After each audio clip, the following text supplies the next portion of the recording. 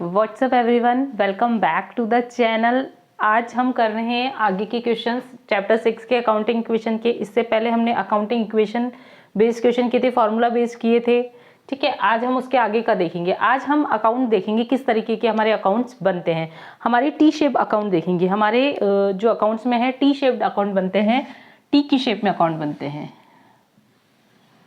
T shaped. इसमें क्या होता है, एक साइड क्या होती है जो हमारी लेफ्ट हैंड साइड है, वो क्या होती है हमारी डेबिट साइड, और जो राइट हैंड साइड होती है वो हमारी क्या होती है क्रेडिट साइड। ठीक है, ये हो गया हमारा अमाउंट का कॉलम, ये पर्टिकुलर का, देन पर्टिकुलर,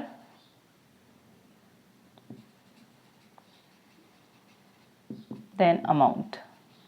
ठीक है, इस तरीके से हमारे अकाउंट बनता है। उसका फॉर्मेट बनता है जिसमें हमारा जो डेबिट साइड है, debit side means TR and credit side means short में हम इसका लिखते हैं CR। ठीक है, जितने भी अकाउंट है वो दो साइड्स में डिवाइड होते हैं, debit sides and credit sides. अब हमें एक्चुअली में पता कैसे चलेगा कि कौन सा आइटम डेबिट साइड आएगा, कौन सा क्रेडिट साइड आएगा? तो इसके लिए हम क्या करते हैं, हमारे पास एक वर्ड है क्लियर। ठीक है, इसमें है capital, liability,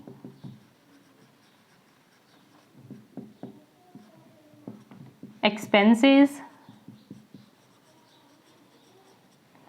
assets and revenue. ठीक है, ये हमारे पास 5 आइटम्स हैं। इसमें से हम जो हमारे ये दोनों आइटम्स हैं, एक्सपेंसेस एंड एसेट्स, जो हमारे एक्सपेंसेस हैं, एसेट्स है, क्या होता है एक तरफ इंक्रीज होते हैं, एक तरफ डिक्रीज होते हैं। सारे आइटम एक तरफ इंक्रीज हो रहे होते हैं और एक तरफ डिक्रीज हो रहे होते हैं। कैसे? सपोज मैंने कोई पेन खरीदा है। ठीक है, तो मेरे पास पेन आ रहा है, ठीक है, तो मेरे पास इंक्रीज हो रहा है आइटम, तो मैं इंक्रीज वाले साइड में लिखूंगी। अगर मेरे पास पेन का ही बिजनेस है और मैं उसे सेल कर रही हूं, तो मेरे पास वो आइटम डिक्रीज हो रहा है, तो मैं उसे दूसरी साइड करूंगी। तो जो एक्सपेंसेस और एसेट्स होते हैं, E और R होते हैं, उसमें क्या होता है इंक्रीज साइड और डिक्रीज साइड। उसमें क्या होता है कि लेफ्ट साइड इंक्रीज होता है, जो भी हमारे एक्सपेंसेस और एसेट्स हैं वो क्या होते हैं हमारे इंक्रीज किस तरफ, लेफ्ट साइड जो होता है वो इंक्रीज होते हैं, और राइट साइड क्या होता है डिक्रीज होते हैं। आ गई बात समझ में कि जो एक्सपेंसेस और एसेट्स होते हैं हमारे, वो लेफ्ट साइड में इंक्रीज होते हैं और राइट साइड में डिक्रीज होते हैं। उसके उल्टा हम बात करें CL और R की, कैपिटल, लायबिलिटी एंड रेवेन्यू की, ये इसके रिवर्स होते हैं। मींस ये होते हैं CL और R, ये तीनों क्या होते हैं, ये लेफ्ट एंड राइट, ये अपोजिट होते हैं इनके। लेफ्ट साइड डिक्रीज होता है और राइट साइड इंक्रीज होता है। ठीक है, जो CLR है वो लेफ्ट साइड डिक्रीज होता है और राइट साइड इंक्रीज होता है, और जो हमारे एक्सपेंसेस और एसेट्स हैं वो लेफ्ट साइड इंक्रीज होते हैं और राइट साइड डिक्रीज होते हैं। ये बात आपको याद रखनी है, दिमाग में कंसेप्ट रखना है कि ये इस तरीके से होते हैं, तभी हम आगे के क्वेश्चन सॉल्व कर पाएंगे। अब हम क्वेश्चन देखते हैं। हम एक क्वेश्चन लिखते हैं, उसको सॉल्व करने की कोशिश करते हैं। Furniture purchase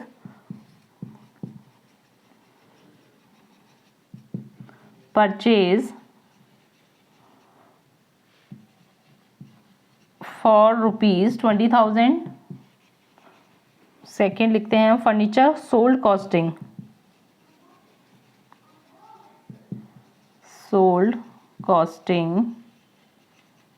5,000। Furniture again purchase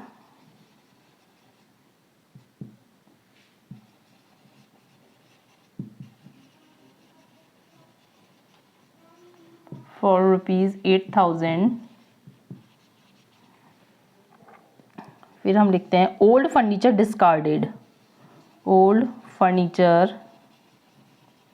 discarded,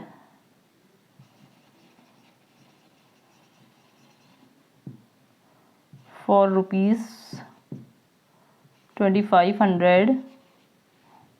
last point लिखते हैं हम वैल्यू ऑफ फर्नीचर reduced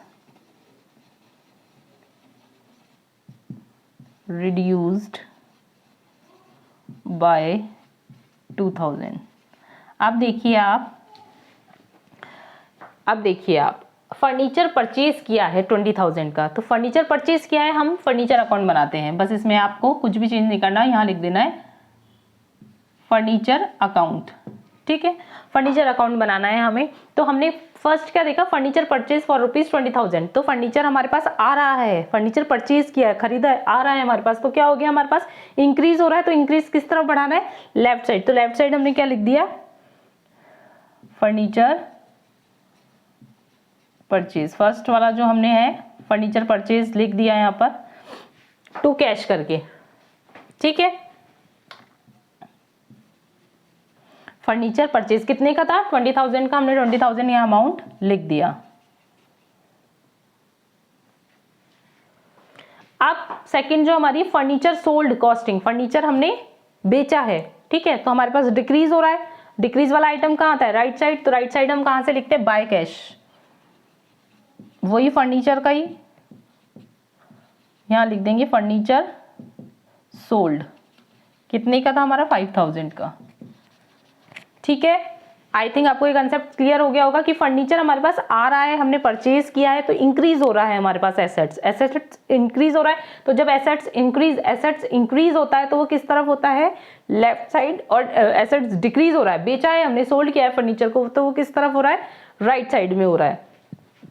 जो सेकेंड है furniture again purchase for 8,000, furniture वापस परचेज किया है हमने, तो to cash furniture purchase same, कितने का, 8,000 का। ठीक है, अगेन हमारे पास एसेट्स इंक्रीज हुई है, तो इंक्रीज जो एसेट्स होती है वो किस तरफ लिखते हैं हम, डेबिट साइड। नेक्स्ट जो है ओल्ड फर्नीचर डिस्कार्डेड फॉर ₹2500। हमने जो पुराना फर्नीचर है वो वापस डिस्कार्ड किया है, तो वो कितने का है, 2500 का। मतलब वो भी गया है हमारे पास से, हमारे पास कुछ आया नहीं है, डिक्रीज ही हो रहा है। तो डिक्रीज किस तरफ होता है, राइट साइड में। तो हमने लिख देंगे बाय फर्नीचर डिस्कार्डेड, मतलब गया ही है ना वो फर्नीचर हमारे पास से, तो बेकार है।